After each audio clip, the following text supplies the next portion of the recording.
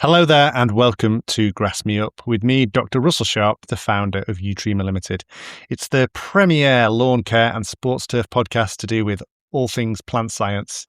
Today it is flipping hot. It is too hot, and I thought I'd do a podcast all about heat stress and ways you can mitigate it in plants and lawn care. The door to the office is open, the fans are on outside. I've normally try and reduce as much background noise as possible, but it's just too hot to close the door. So one of my colleagues, Dane, is working away manufacturing fertilizer. We're pretty quiet today though, because it's the fourth day of an extreme heat wave and nobody is buying fertilizer today. First few days of the heat wave, it was very, very good. I think a lot of people working from home, but today it's 30 degrees and it's already 10 o'clock in the morning. And so everyone's just lost their mojo. So I thought I'd jump on the podcast as I've got a bit of free time. The grass will have stopped growing, and so a lot of you may have free time as well if you're a professional lawn care professional. What's the word I'm looking for? The grass, in drought conditions, grass sort of enters a survival strategy, doesn't it, where the foliage turns brown and senesces. You can irrigate it to keep it green, but it won't die. In contrast, many garden weeds, including dandelions, have a strategy of keeping their foliage green and turgid, which can result in weeds becoming more conspicuous during periods of drought. So it's not just the cultivated plants that you need to look at. The weeds will have a competitive advantage in these drought conditions, which is annoying. I'm just going to ramble through various notes I've got about temperature stress, because I do collect various notes throughout the year, and I'll just ramble through these. We've also got pests and diseases, which will be more prolific in warmer conditions. So in non-grass species, the red spider mite, the glasshouse whitefly, they're two particularly bad pests that will become more prolific outdoors. In hotter conditions, I'm not aware of any lawn-specific pests that will be an issue, but if you know any, let me know. You can get drought-tolerant and heat-tolerant varieties of grass to sow. However, you can't sow grass for one specific time of year. That's the problem. So you might get ones that particular types of bent or ryegrass or meadowgrass that are tolerant to extreme heat or drought.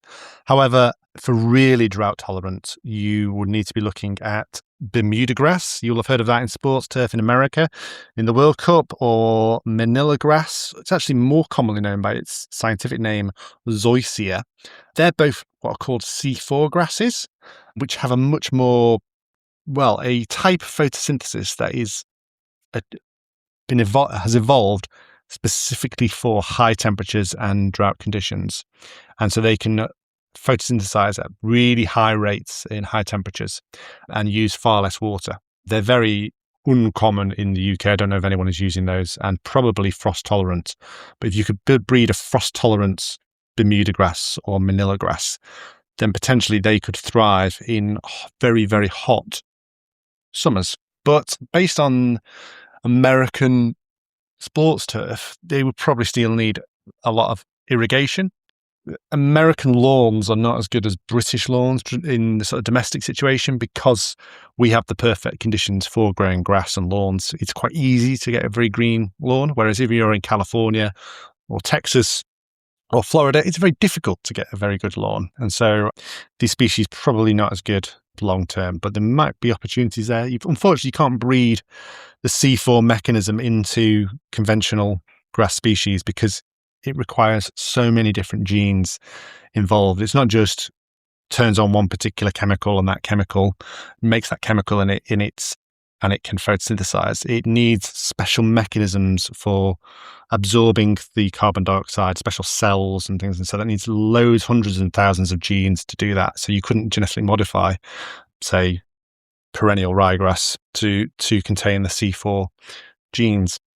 There are a few grass species that enter the lawns when it's very hot and are competitive. So like annual meadowgrass, creeping bent, Yorkshire fog.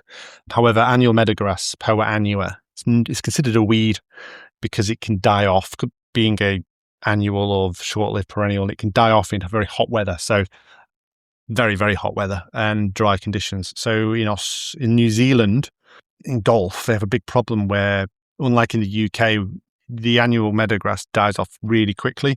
And so you get golf greens where it's been infested, and then it just goes brown and dies. So that could be an issue on that one.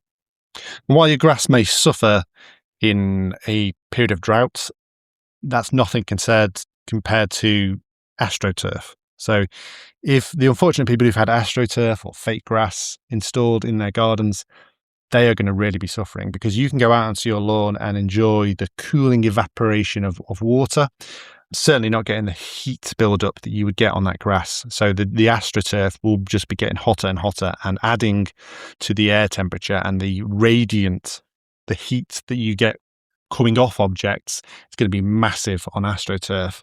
Whereas for grass, it's going to have a cooling effect, and so far more pleasant. And this is what the time of year where people who've installed AstroTurf are going to be wishing they hadn't, especially if they've got dogs and their dogs have pooed on their AstroTurf, and it's just going to be heating up and giving off a horrid smell. So one time of year for a win for real grass. When it comes to flower beds, anywhere where it's been mulched, it's coming into its own now.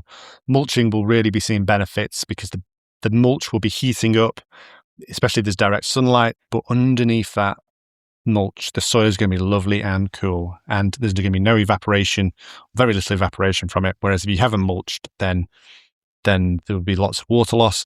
In California, where there's lots of water in the winter, but not in the summer, that's right, isn't it? Mediterranean climate. So then it's almost compulsory to mulch a garden if you want a nice flower bed. In the UK, it's a nice to have, but not essential. But maybe in the future, it will be essential. When it comes to flower pots, putting a pot in a pot, pot system will help your plant roots, because any sort of black plant pot in direct sunlight is going to cook today. And so having a pot in a pot, it's a bit like a vacuum flask, having a Yeti flask for your pots. And so will help, that barrier of air will help prevent the roots from cooking. Terracotta pots will also have some evaporative loss and cooling as well. So there's an advantage for terracotta pots there. There are disadvantages for terracotta pots, though, plenty of them. Here's a useless and interesting fact at the same time. The seeds of the jack pine, they can survive heating to 700 degrees Celsius for 3 minutes. That's because they are evolved to only be released from their cones when there's a fire. So the cones open up when the wax in them melts at 50 degrees Celsius, and then the seeds can stay in 700 degrees Celsius for 3 minutes. That is insane, intense amount of heat.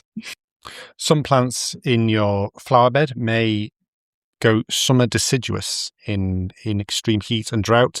So a lot of the legume type shrubs, cercis, they will lose their leaves. They're summer deciduous in their Mediterranean environments. And so planted out in a nice, cool British garden, they normally wouldn't do that, but they will do it in extreme heat like today.